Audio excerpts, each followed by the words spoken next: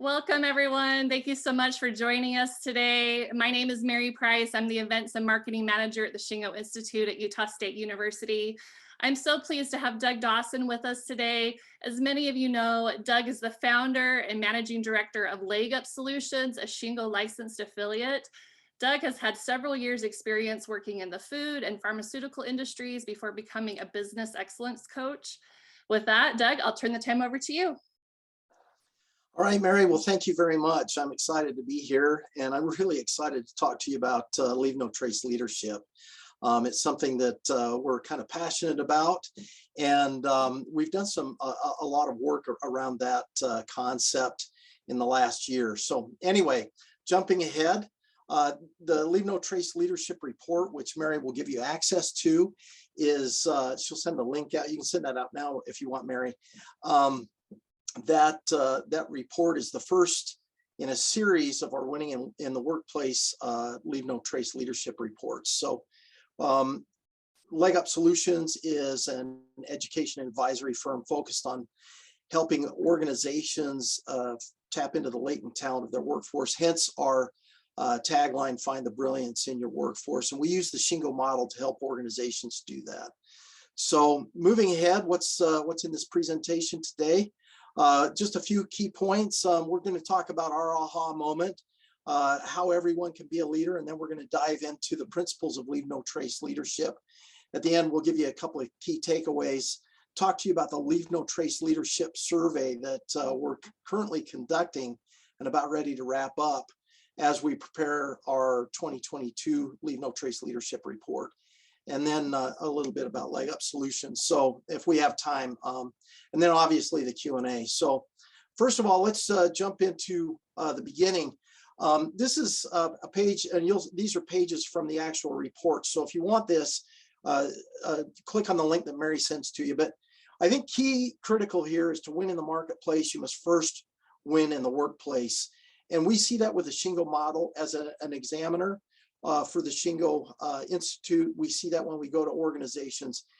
It's pretty powerful. This is a quote from Doug Conant, who's a former CEO of Campbell Soup, and he was an exemplar of Leave No Trace leadership simply because of his management style.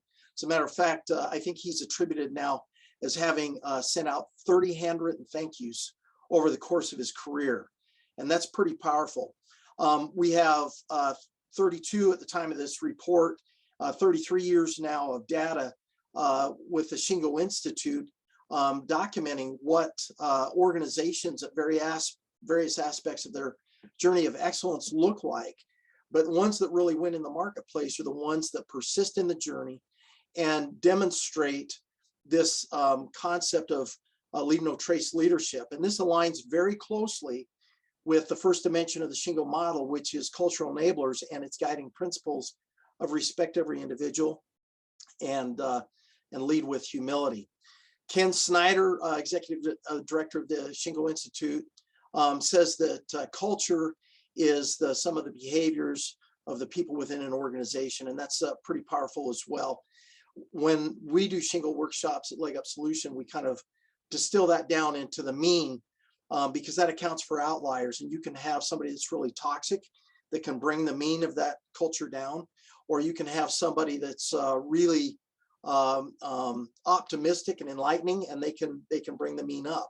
So we say the mean, but the idea is here to win in the marketplace, you first have to win in the workplace. So what is the eureka, the aha moment for Leg Up Solutions? We were, excuse me, we were involved with an organization in an assessment, and with regard to training, they started talking about, well, the question was, are you not concerned with all the training that you do early on that you lose some of your investment by people leaving to a different part of the organization or leaving the organization as a whole?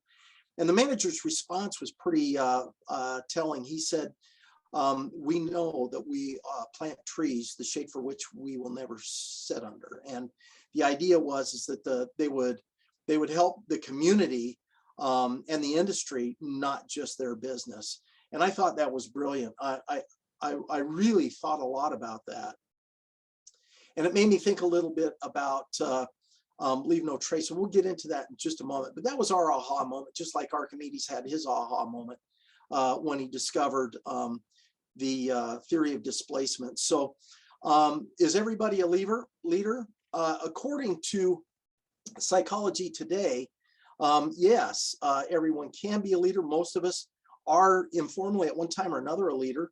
Leadership skills can be learned. And then there are obstacles leading to leading that need to be overcome, such as being introverted or not having formal authority. And those are largely due to perception, not physical obstacles. And then there are a couple other attributes there, but the bottom line here is, yes, anybody that wants to be a leader can be a leader. It's just how you develop your ability to influence others. And we'll talk about that here real quickly. Leave No Trace leadership. As I heard this phrase, we plant trees, the shade for which we'll never sit under. It actually made me think about the concept of leave no trace in the environment. And this is big in the outdoors for people that enjoy the outdoors. As a scout growing up, a Boy Scout, I learned about leave no trace as an environmental concept. And then as a Scoutmaster later on, I taught that concept. And so I started thinking about, can this be transferred? Does leave no trace make sense in terms of leadership? And this all came about because of this statement, we plant trees, the shade for which we know we will never sit under. So worked with some thought leaders in industry. We worked with some people internally, and we came up with 7 concepts or 7 principles of leave no trace leadership, and they support the cultural enablers dimension of the Shingo model very well. So here they are right here. This is the framework, but we're not going to spend a lot of time here. We're going to jump into each principle as we move ahead. So the number 1 principle is think ahead and prepare. And when we teach Shingo workshops, one of the things that we really focus on heavily is the idea that you should never go to the Gemba without thinking about what it is you want to accomplish. So whatever that is, you want to think ahead and prepare. The reason you want to do that, you may not ask every question that you think you might want to ask, but at least you're prepared, and you're prepared even then to pull on the threads of information that are left dangling that really provide some telling opportunity to learn at the Gemba. So you should always think ahead and prepare. What I really want to do here is focus on, for each of these 7 principles, focus on the actionable supporting concepts. So let's go to the next slide here. And these are the actionable supporting concepts for think ahead and prepare. Number 1 is manage as if you had no power. This actually comes from a statement made by General Motors Vice President or General Motors executive who was promoted to Vice President at NUMMI. And his executive coach told him to manage as if he had no power. That's where influence becomes a critical factor. So, and practically speaking, you may not have power. Second supporting concept is actionable supporting concept is to think how you can better listen and coach and mentor others. Part of that is thinking ahead and preparing before you go to the Gemba. Develop consensus rather than coerce others to agree.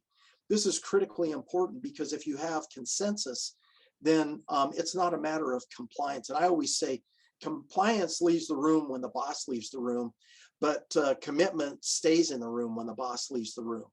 So if you develop consensus, then you're also developing commitment.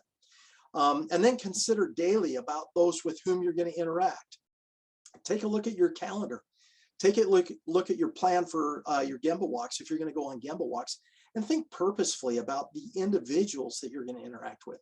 Not just the questions you want to ask at the Gemba, but think about those individuals. And I'll give you an example of a great leader that I had the opportunity to work for, who exemplified this and some of the other principles of leave no trace leadership here in a bit. So go and observe often is the second principle of leave no trace leadership. And this is really important. I won't spend a lot of time. Again, you can see this page in the report if you want to download the report. Mary, I think, sent you the link, but Really, what's really important here is if you go and observe often, you start to get a sense of what is taking place. Rather than a snapshot, you start to see progress in its minutia and how little changes are making big effects. What are the actionable supporting concepts for go and observe often? Number one, go to where the work is, and ideally do it twice a day. Now, if you have a broad scope of responsibility, if you sit in the C-suite, or if you're a vice president or director, then you're going to have to pick and choose where you want to go for the Gemba. But if you're a manager or a team leader, or even a line lead in a cell, you're still going to want to go to the Gemba and make it a habit to go to the Gemba, because that's where you're going to learn. Over time, cover all the shifts and all the operations, both direct and indirect. You know, the Shingo model, the Shingo Prize rather, used to be called the Shingo Prize for Manufacturing Excellence. It's now called the Shingo Prize for Organizational Excellence, because it addresses excellence within indirect organizations or support organizations. Healthcare, for example, any services type industry, but it applies. So go to the Gemba everywhere so that you can learn what's taking place. Use questions to learn what you need to know, and don't lecture. Ritsu Shingo always says, when you go to the Gemba, go with big eyes, big ears, and a small mouth. And the idea there is that we need to learn. And then be purposeful in what you want to learn about. Think about, that goes back to planning and preparing ahead. But think about what it is you want to accomplish during that visit. All right. Third principle of Leave No Trace leadership is support with vigor. And we have 4 pillars here that I'll just highlight. Number one, be visible and accessible. Leaders that do well are visible and accessible. As a matter of fact, both Ken Blanchard and the 1 Minute Manager and William Bridges in Managing Transitions talks about how commitment is inspired in people that see their senior leadership often. They have more of a tendency to want to follow what senior leaders are telling them. Teach and don't tell. I was being trained once, and my trainer kept telling me what to do, and it was difficult for me to understand. And so the person that was responsible for him sat the 3 of us down and said, gave feedback to my trainer that I observed, and he gave some specific examples. But the end result of what he said was, teach Douglas what he needs to know. Don't tell him. If you teach him, he'll be able to see it, and he'll be able to learn from that and use it himself. Coach with empathy. That's critically important. When we coach with empathy, that allows us to get in the other person's kind of mindset, if you will, and be able to approach them from an aspect that is important to them. There's a video in one of the Shingo workshops of a woman at State Farm who talks about how they modeled Coach Wooten and his ability to approach his team members on an individual basis and empathize with them, and how effective that made him as a coach. And then give liberal praise. And I'm a big proponent of praise and giving it liberally. So what are the supporting concepts? Like I said, be liberal with praise. Teach skills enabling the workforce to make decisions at their level. So if you're supporting with vigor, you're not only teaching those skills, but you're giving them an opportunity to use those skills and supporting them in that way. And that's vigorous support for sure. They can make the decisions at their level. Celebrate mistakes as learning opportunities, driving near the ideal. So mistakes aren't a bad thing. They never should be viewed as a bad thing. We just need to take what we can to learn from them, dispel that across the organization if possible. And by doing so, that makes the organization better. And then teach and model. There is gold in the red. I'm here to tell you that too many managers, especially as an advisor, go to organizations and I see where the red is bad, and the red isn't bad. If you want to support with vigor, help people to understand that the red is good. That's where the opportunity lies. The green is good too, and we love the green, but the green is rolling along nicely. Fact is, we may want to change things so that we see more red than green, so that we are digging up more opportunities, but the red is never bad. The red is where the gold is at. And that's how we support with vigor, by following those 4 concepts there. All right, so the next principle is leave things better. And I just want to say this very succinctly. We want to, when we go to the Gemba, when we're having an interaction, whether it's a direct report, an indirect report, somebody that's a peer laterally, even somebody that we might have a reporting direct or indirect relations to above us, we want to leave things better than they were when we found them.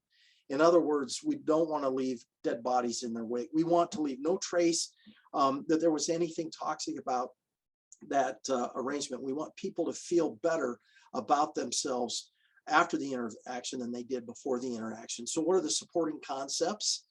Number one, this is really simple. If you see some trash, pick it up. If people see you doing that and you're doing it because it's the right thing to do, not because you know people are watching, then that will enable you to show that you're trying to leave things better than you found them. Praise incremental improvement in behavior and performance. You're leaving things better than you found them if you're praising that incremental improvement because you're praising progress. Some leaders have a tendency to want to wait and sandbag the praise for when they really get the whole thing right. But if you do that, they may not get the whole thing right because they don't know what they're trying. They know what they're trying to accomplish, but they don't know if they're getting there the right way. When somebody is struggling, find a way to buoy them up. Find a way to help them feel better about the day, feel better about themselves, feel better about what they're doing.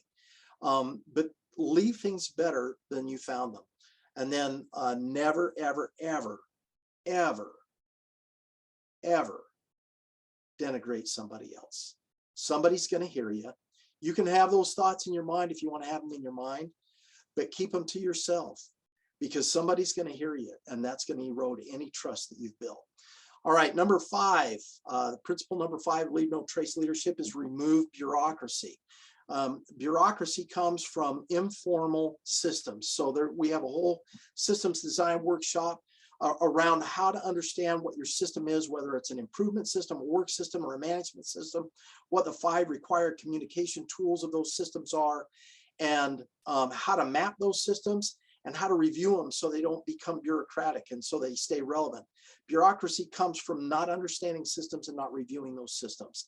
And we have policies that creep in and we just get layer upon layer upon layer of bureaucracy.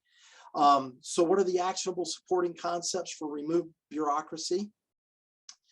Eliminate obstacles for team members as quickly as you can. Obstacles don't always represent bureaucracy, but what they can do is create bureaucracy if they're not removed. Use trust and confidence to streamline approvals of any sort. There's a great video that Sean Barker of the Shingo Institute gives where he shares an example of 15 signatures that were required for an approval where only 1 was needed. That's bureaucracy. So let's streamline approvals of any sort. Allow teams and team members to make their own decisions. There's no reason for you to have to make a decision if that decision can be made by the team members or somebody at a level lower than you. You're creating bureaucracy. You're creating bureaucracy by having to insert yourself into a decision that others can make. And then finally, remove processes or process steps that don't make or add value. That's part of lean thinking.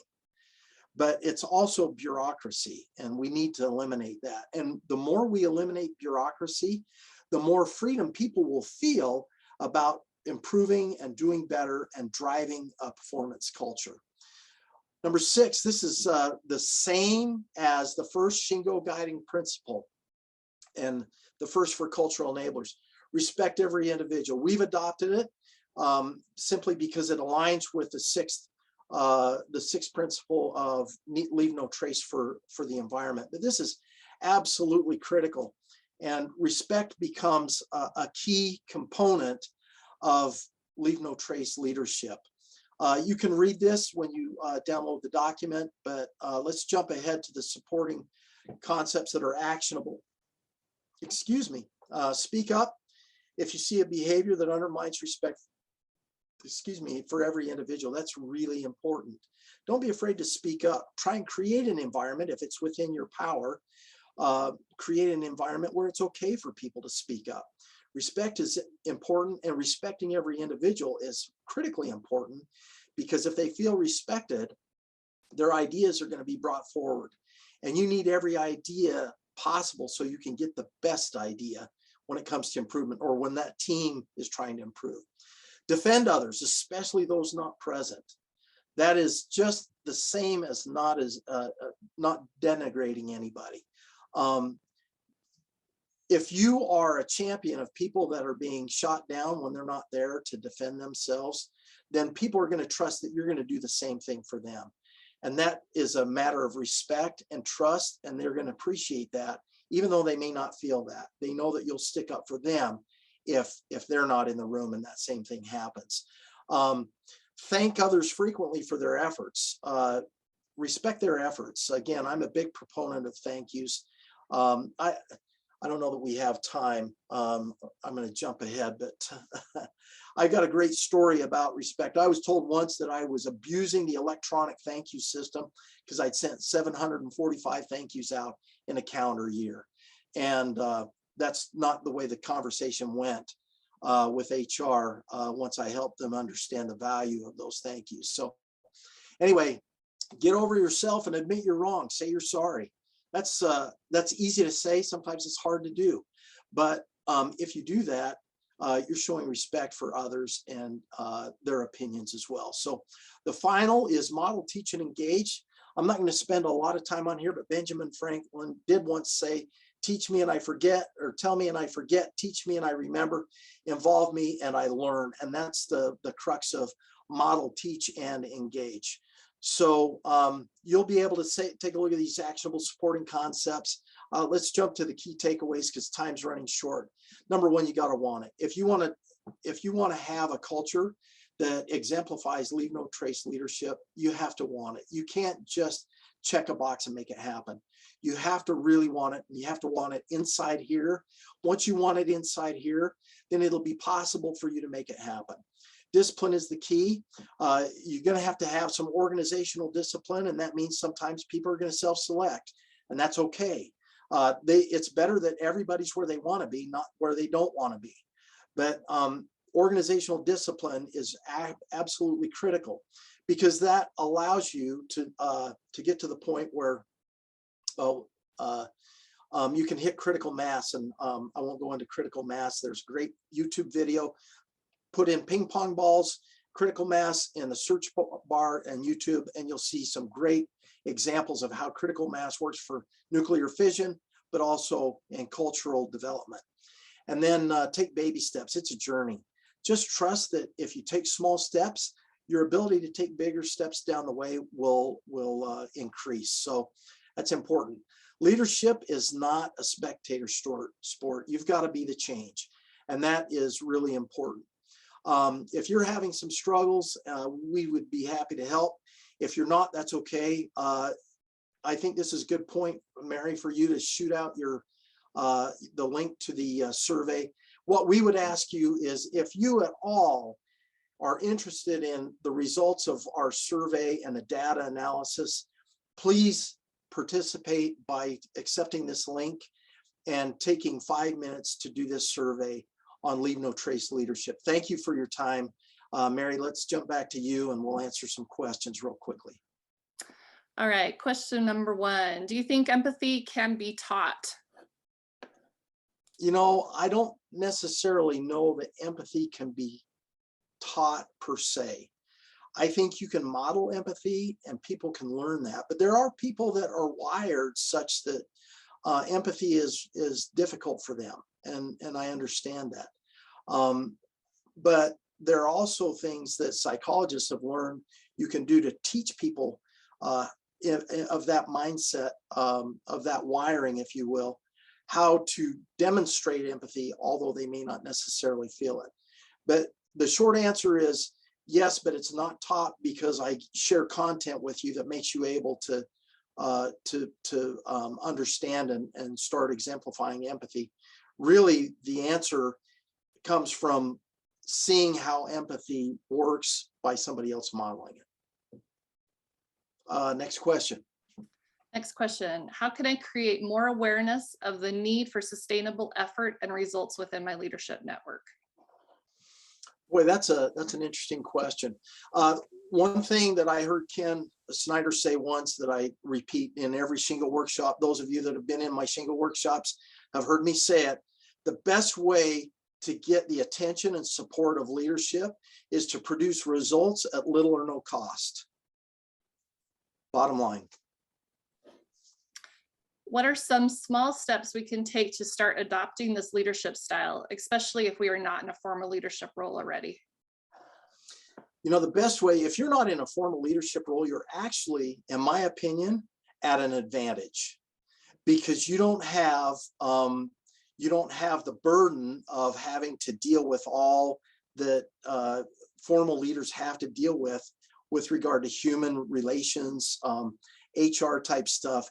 You just have to influence. And the best way to do that is the same way. Start showing results, because people are always curious about positive results.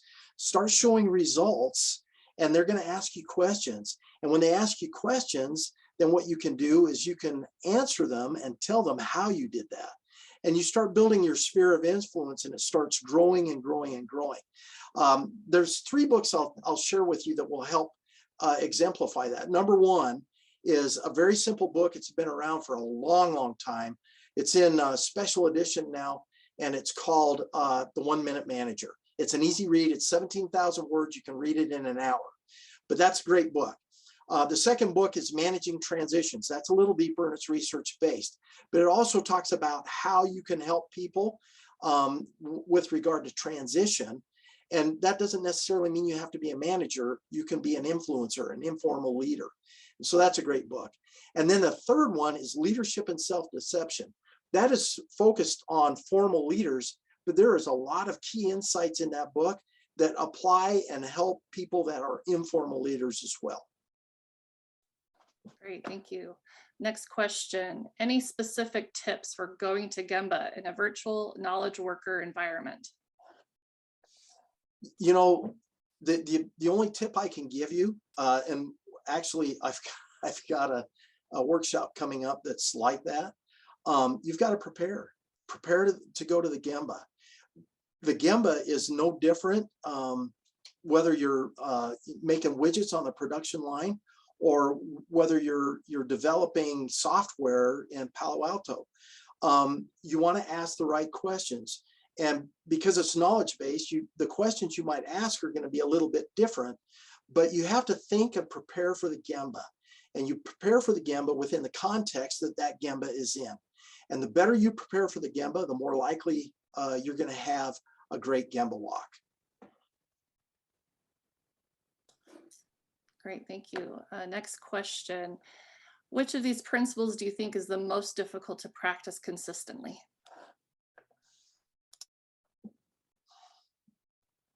Any one of them where humility becomes an obstacle.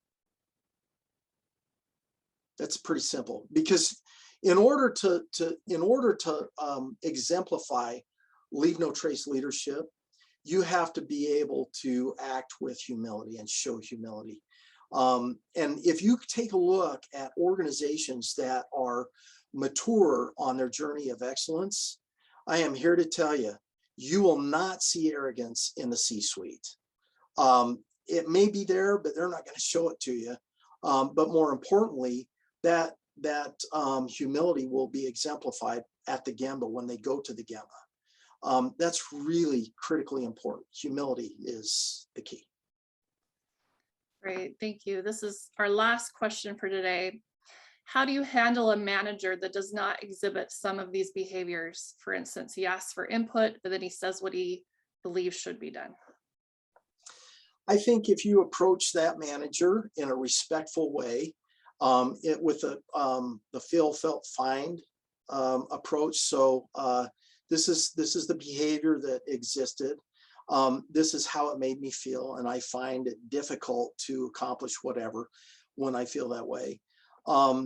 Unless that manager is completely brazen and not open to any kind of conversation, you should be able to have a good conversation come out of that. I have on more than one occasion, but that requires a little courage on your end And it also requires a little bit of humility on your end as well.